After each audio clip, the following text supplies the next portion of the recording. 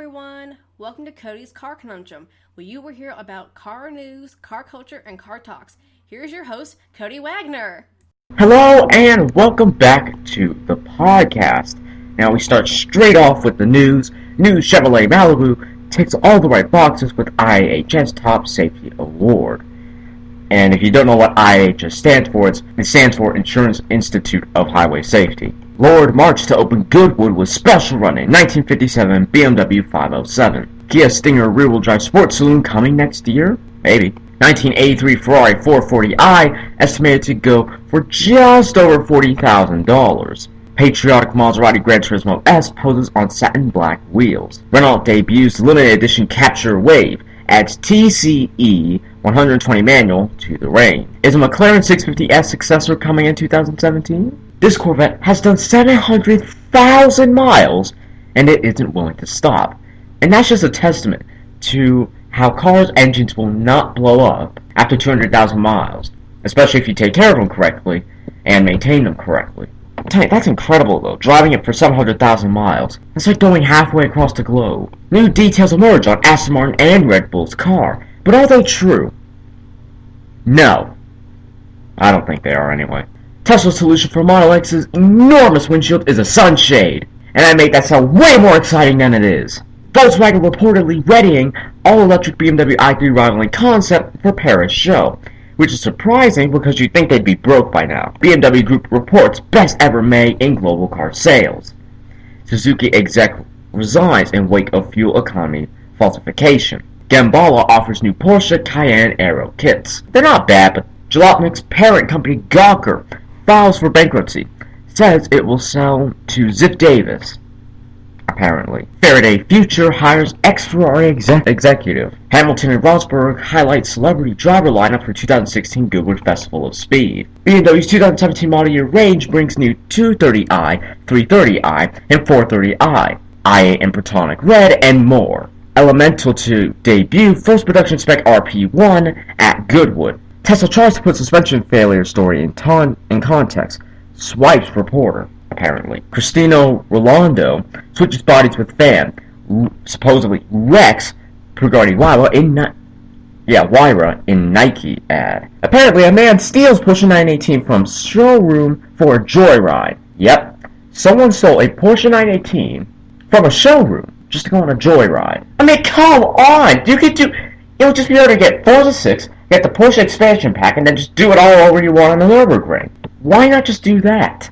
2017 Nissan Maxima adds standard Apple CarPlay, and it starts at $32,560. Or if you're in the UK, that's roughly about £27,000 to £28,000. Hyundai says no to Genesis in Europe until the end of the decade.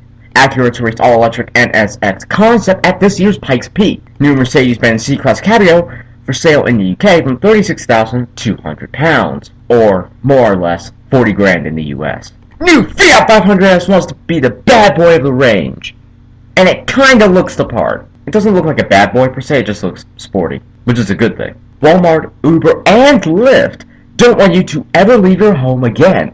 Essentially what they're saying is, we want you to stay at home and continue to eat your cookies while we send all the stuff over to you and you never go enjoy the outside again. Wow. That was just wow. 2017 Ford Fusion Sport goes on sale. Starts from $34,350. Or in the UK, it's called the Ford Mondeo and would start from £30,000. 2018 Chevrolet Equinox, Opel Antara prototype spotted with bad boy sitting in the back. And if you're wondering what that means, let's just say he's doing a certain gesture that really shouldn't be shared for children, to put it kindly. And it's not the first time I've seen that either. It happened long ago before I was doing podcasts. New 2017 Mercedes-Benz G550 4x42 coming to Concord Boulevard near you next year. And if you wonder what they mean by 4x42, do you know about the 6x6 G-Class?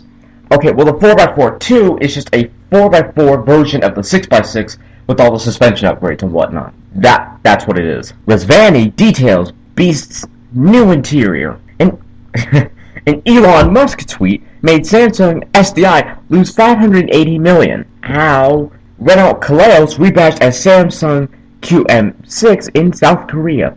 And if you're wondering, yes, Samsung actually do make cars, though for the most part they're just rebadged and or rebodied Renault. Faulty update messed up Toyota and Lexus infotainment systems. Tesla's new entry-level Model S 60 is priced from $66,000, or in other words, you could probably still get a 707 horsepower Challenger for less. 2017 Toyota Camry adds more value for the same price. Honda phasing out CRZ with JDM Alpha Final label. Supposedly they're phasing it out in Japan, I believe. Happy 40th birthday to the Ford Fiesta. Yep, that's right, the Ford Fiesta is now 40 years old, which means it's a decade younger than the Dodge Dart is. Yep, the Dodge Dart is older than the Challenger and the Charger, if you didn't know. Well, it makes the Twingo more colorful with new special edition. 1971 Nissan Skyline GTX will make you the coolest kid on the block if you could actually afford and or find one. New Abarth 595 launched in Europe with as much as 177 horsepower. While that may not sound like much, the Fiat 500 weighs more or less about 2,600 or less in terms of pounds, not kilograms. So that would mean that the Abarth 595, because its performance is obviously way a bit lighter, is actually really rather fast. If you ever drove a Dodge Omni GLH and or GLHS, an Abarth is like that. Next-gen Infinities to offer autonomous highway driving functions. Honda claims the title of the most advanced powertrain with the new NSX. Skoda Octavia gets 115 PS 1-liter TSI engine and dynamic chassis control. And if you're wondering what a Skoda Octavia is, it's like a Volkswagen Passat. Chevrolet wants to bring Spark Active to the US. And yes, they spell it ACTIV without the E, so they're trying to make it all cutesy and whatnot. Which it's not! Apple's idea of a car is obviously an iPhone, because the only thing Apples can make are iPhones with the name Apple on them. And if you're wondering what the joke was inside that, think a little bit longer and you'll get it. Aussie cop suspended after pulling a gun on speeding motorist. Like that was actually necessary in the first place. McLaren pledges it will never make an SUV, because that would just be joining the unwanted bandwagon by tons of furious purists. And while yes, I'm a purist, I'm not exactly furious. Irritated, but not furious. Fiat reportedly plotting Toro-based SUV, and if you're wondering what a Toro is, remember the Dodge Dakota? Well, Fiat has made something reminiscent of that. A truck reminiscent of that. Honda Civic Coupe scores Top Safety Pick Plus award from the IIHS. Manor F1 not giving up on 2016 F1 car despite poor results. Injured Japanese woman sues Takata and Nissan after carmaker failed to replace recalled airbag. Nissan's 370Z Nismo is making donuts, literally, in this commercial. Anyway, I hope you enjoyed this part, and I'll see you after a word from our sponsors. We've all seen them. Those self-centered drivers who think their cars are more important than everyone else's. They take up 2 or more parking spaces. Now you can let them know how you really feel with sarcastic parking cards. Go to www.howireallyfeelcards.com. You'll receive 12 different cards expressing what you think about their parking. These cards come in their own carrying case. Once again, go to www.howireallyfeelcards.com and get your cards today. Hello and welcome back. Now, LAPD chooses BMW i3 over Tesla Model S for a police unit. New Ford Ka Plus gets the unbox therapy treatment. Before I continue, if you want to know what a Ford Ka is, it's a Fiat 500 essentially. New Mini Clubbing concept is a scrambler on all fours. JANNARELLY. They essentially have a modern-day version of the Shelby Cobra. It's a $55,000 Design 1 Roadster, and it debuted in the metal on June 8th. Electrification? Sergio Marchione believes the answer is somewhere else, and he's right. As I told you earlier, it's hydrogen. Ford looking to add another 1,000 units of the Focus RS in the UK. VLF Automotive starts shipping the Destino High Performance GT, which is a Fisker Karma with the Corvette ZR1 engine in it. Defective Takata airbags lead to Ferrari California and 458 Italia recall. They're everywhere. The recalls are everywhere. No one is safe. Which, at this rate, actually is kind of sadly true. First spot shots of Citroen's all-new C3 Super Mini. TomTom signs deal with Volvo to provide real-time navigation system. Mazzanti Evantra Mila Cavalli makes world debut as Italy's most powerful supercar.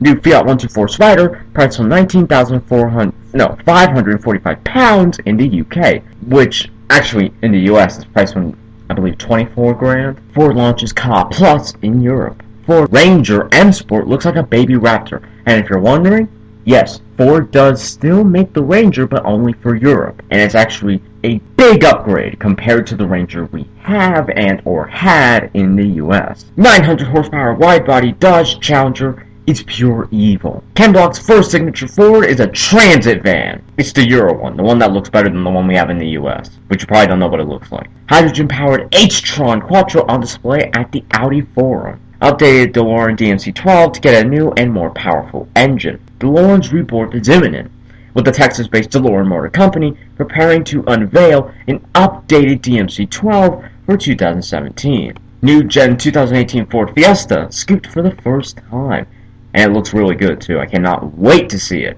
Watch the McLaren 650S tackle the infamous Hakone Turnpike, which is a Japanese road if you couldn't tell by the name. Ferrari launches latest supercars in Southern Hemisphere. Toyota showcases Kamate capsule trailer with customizable interior. A Barth 124 Spider order books open in Europe. UK prices at £29,530, or in other words, $30,000. And if you're wondering, that's about what it's priced in the US. That's what they price it at. The actual difference of 29,000 in pounds in dollars would actually be something like 32 to 33 grand. Gamers rejoice! Ford GT Racer available as free download in Forza 6. Mercedes-Benz electric SUV concept on track for Paris debut. J-Lo's 1931 Shotwell has a story to tell. Happy 25th birthday, Volvo 850. Toro Rosso hoping to share more F1 tech with Red Bull in 2017. Next-gen Porsche Panamera teased. 2017 Honda Civic hatch spied, and this is the one that is actually coming to the US. Facelift to 2017 Dacia Sandero and Logan MCV spied. Subaru breaks its own Isle of Man record with special WRX STI. GM boosts self-driving technology focus in Canada. Meanwhile, US considers new governmental entity for autonomous cars. Audi considering a 300 plus PS SQ2, RSQ2, and much more what they want to do. Despite the new Q2 will be going on sale before fall, the SUV boom has had Audi officials looking into the possibility of adding a hotter version, which would be awesome actually. Analysis say annual autonomous car sales will hit 21 million by 2035. I still can't get with autonomous cars. I just don't get it. If you want a car that drives itself, just get a taxi. Technically you're not driving it, so... I mean, I guess it's not technically a driverless car, but you're not driving it, so hey, win-win. I would not be able to trust my life in a technology that could glitch at any one time. That amount of fear that I would have is something it would get to a point where I would just have trauma, to be honest. You would just be paranoid all the time. When's it gonna glitch? When's it gonna glitch? When's it gonna glitch? Is it gonna go spiraling off onto the ditch over there? Or is it gonna turn left and hit the car coming the other way? That level of uncertainty is something I could not live with on a daily basis, no matter what. I don't get why everyone's going after autonomous cars, and I've probably said this before, but they need to stop wasting their time on it and try and work on making cars and or just try to help the environment so that, we don't kill the earth or anything. Because honestly, autonomous cars aren't going to do that. Sure, you would need a smaller engine because, well, not need, but you could have a smaller engine because you wouldn't actually be driving it. And all the computer would need to do is get up to speed and maintain speed. It wouldn't actually, sort of speed over the limit or anything, so you wouldn't need, a regular size engine, to be honest. But autonomous cars really won't do that much to make the earth better. The only thing it may do, ease congestion, but no. If Google, Amazon, and colleges were doing it, and all the other automakers were doing stuff that actually helps the environment, that would be fine, because that wouldn't be wasting their time. But all of the automakers doing it, it's just such a big waste of good resources. Honestly, I just think it's a big waste of time. A Brazilian outraged with potholes gets sued. I've got a question for you guys. Do you like the new Top Gear? The one with Chris Evans in it, of course. I watched the first episode and a bit of the second episode, and I have to say, the first episode wasn't that good. It wasn't terrible, but it just wasn't that good. And honestly, I just think Chris Evans is too enthusiastic about everything. He's kind of like a 5-year-old child who ate candy right before taking an audition. And, I mean, it's good to have energy and optimism and whatnot, but it's like, dude, calm down. You don't need to get overexcited about everything. And apparently I'm not the only one who thinks like this. A lot of people on a site I'm on called Car Throttle agree. They say if Chris Evans wasn't on the show, it'd be a 9 out of 10. Which I think is harsh, but I can see what they mean. He's not bad, but I really think they could do better if they put Chris Harris on the main show, rather than just leaving him on Extra Gear. Matt LeBlanc is fine for me, but I don't know how you guys feel. But yeah, tell me how you feel in the comment section of this podcast, and tell me what you think of the new Top Gear. I think it's decent. It's not brilliant, but it's good. Not the best show I've seen, and to be fair, that's not surprising, as well. It'll take time for the new Top Gear to grow on me and or anyone at this rate, but I really think even with that, it'll take even longer just for people to get used to it and or accept it. What's interesting though, I believe Sabina Schmitz is supposed to be coming in the show, and she was in the first episode, but not for very long. It looks sort of like it kind of looked like she was just a sort of special guest on for there rather than just sort of being on the whole show. I'm really intrigued to see how new Top Gear progresses as it gets older, and if Chris Evans will, calm down and see how they continue, and if people will actually eventually like the show, rather than just saying it's okay. And there's a lot of improvements that need to be done. Though from what I could tell, the second episode definitely was an improvement. Anyway, I hope you enjoyed this bit, and I'll see you after a message from our sponsors. Those self-centered drivers who think their cars are more important than everyone else's. They take up 2 or more parking spaces. Now you can let them know how you really feel with sarcastic parking cards. Go to www.howireallyfeelcards.com. You'll receive 12 different cards expressing what you think about their parking. These cards come in their own carrying case. Once again, go to www.howireallyfeelcards.com and get your cards today. Welcome back. Now, what I want to talk about is cars and coffee. Yep, I'm going to be talking about a car meet. Now, if you want to know if you have a Cars and Coffee in your state and or city, it's actually really rather simple. All you do is go to Google. The almighty Google is what I meant. Type in Cars and Coffee. Your city name goes there, insert city name here, and then figure it out. Like, watch this. Cars, and Coffee. Why don't we do Sacramento? There we go. You see? And there's a CarsandCoffeeFinder.com. And apparently they even have a Facebook page. Boom! Found it. There we go. So it's CarsandCoffeeFinder.com. And if you want to find Sacramento, it's /Sacramento-dreams-and-drivers-cars-and-coffee / and then you'll find the page that I found. So yeah, you can do CarsandCoffeeFinder.com, find the Cars and Coffee in your area, cruise events, whatever you're looking for, and done. You'll find it. So yeah, it's that simple. Go to almighty Google Webs, enter thing, type in Cars and Coffee, insert city name here, boom, done, and you found it. Now for those who don't know, Cars and Coffee is actually really rather simple. Essentially it's a car meet, but it can either be in the morning or the night. It's a Cars and Coffee. You get cars, you get coffee, tea, anything you can get from Starbucks, and you're good. It's really simple, but it's also really cool to see if you have any cars in your area, and or what cars are in your state, depending on how many people come out of state and or out of your general area. But it's really cool. I haven't been to one personally. I haven't been to a Cars and Coffee. I've been to a car meet. But it's really rather cool to see, or to know, that there are actually cool cars in your area, and it's not just full with Priuses and Prius V station wagons and Ford Freestyles and all those stuff. But yeah, that's essentially what Cars and Coffee are. It's one of those things where, while it's a really simple premise, it's actually a really, really good idea, and it's a really cool idea as well. It's a good way to meet up, find new people. It'd be kind of like going on those online dating sites, except you're not dating, and you're having coffee, and there's cars. So it's a million times better already. And then you'll figure out those people who are at the Cars and Coffee are actually who they say they are, and not people who just have a fake picture they found on Google or Tumblr or whatever, and then just put it on their profile page. Oh gosh. So you're probably wondering what that background noise is? That's hail. That's right, it's hailing right now. I don't get paid enough to say these things on my podcast. I don't get paid at all anyway, so... Anyway, one of the biggest movie cars of all time hit the theaters 30 years ago today. Well, technically yesterday, but yeah. When it comes to iconic movie cars, the 1980s were an absolute goldmine. Back to the Future's DeLorean, 16 Candles, Porsche 944, and, of course, without a shadow of a doubt, the 1961 Ferrari 250 GT California and Ferris Bueller's Day Off. 30 years ago today, Cameron's dad's untouchable, rare Ferrari hit the 8ers, and then promptly hit the ground and crashed. Sorry, I mean wrecked, but yeah. It's the car we've all wanted to take ourselves and whom mercilessly.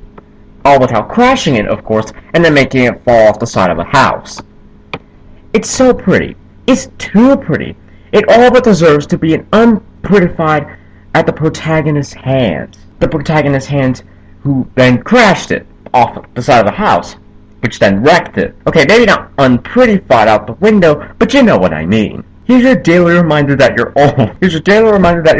80s kids. Ferris Bueller's Day Off just turned 30, and so did the author of said article. Students adapt toy cars for children with disabilities. A bright pink car adorned with flower decals allowed Lillian Hunt to move on her own for the first time. The 3-year-old attends Rock Creek School, the country public school that serves students with severe disabilities. She and some of her classmates spent a morning zipping around in battery-operated toy cars that students at Frederick County's Career and Technology Center had adapted for the Rock Creek children. Most of the new drivers, such as Lillian, have limited mobility, such as said BA list. A Rock Creek teacher and one of the organizers of what is known as the Mobility Project. CTC Automotive students rigged up the cars to move whenever the Rock Creek students hit a switch fastened to the steering wheel. Instead of the gas pedal, other students were equipped with a different kind of switch that allowed them to tilt their heads and operate the car. This teaches them cause and effect, List said.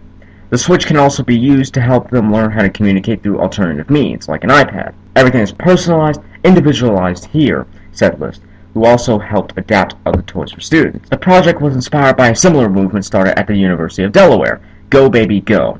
The college's project was meant to encourage students with disabilities to socialize, List said.